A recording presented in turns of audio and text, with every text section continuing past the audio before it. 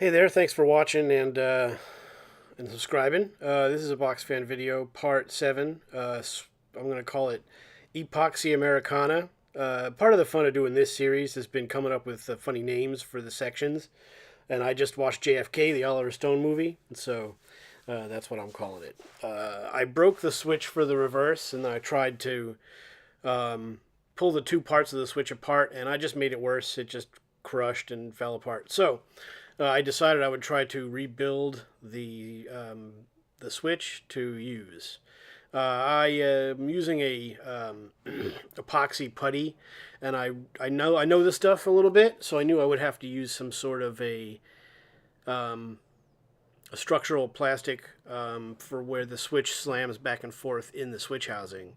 I cut little pieces of plastic, the squares that you see on the left.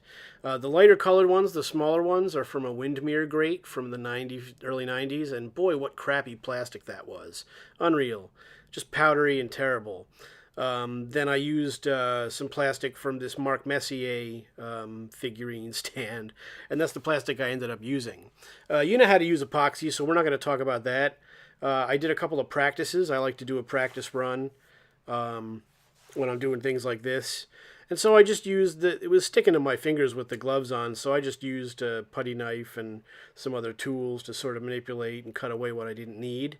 And these two practices went pretty well. I'm really just trying to build a tower on the plastic, the black plastic part of the switch that I broke.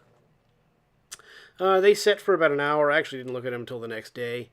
And they look okay. You know, they'd file up pretty good, and it's not cosmetically pleasing, but that looks like it's going to work. It doesn't quite fit in the metal switch housing, but I would be able to sand them down, so I just decided to go ahead and do the final version.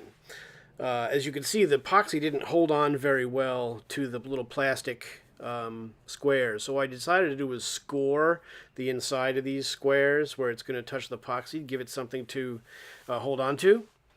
So I did that, and then I began putting it together. The plan, I put the epoxy directly onto the spring. The spring goes through the switch and holds the little metal point on to the electrical connection. So I got that on there, removed the excess, and then I put the two plastic structural pieces on. I added a little extra epoxy into the center there, and I got it about where I wanted it. It looked pretty good.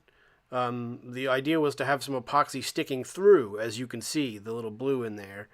And so that's that. I did have to file it a bit. It looks pretty good as it is, but it didn't fit through the opening, so I filed it, and it filed up okay. I didn't really have to do too much. I was real careful not to break my work, as careful as I could be, and it fit okay. And then I realized that the epoxy material was too proud, and the metal thing that you see here wouldn't fit all the way in.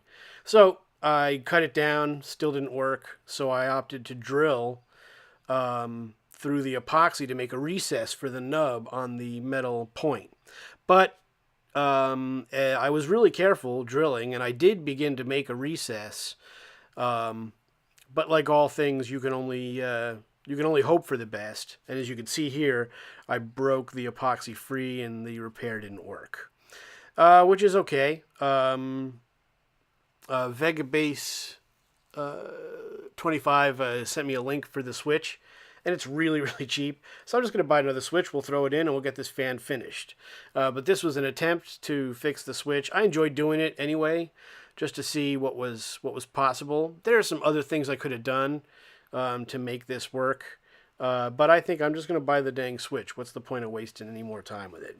So there you go. A little bit about attempting and failing to repair the reversible switch for this late 60s GE 3-speed reversible.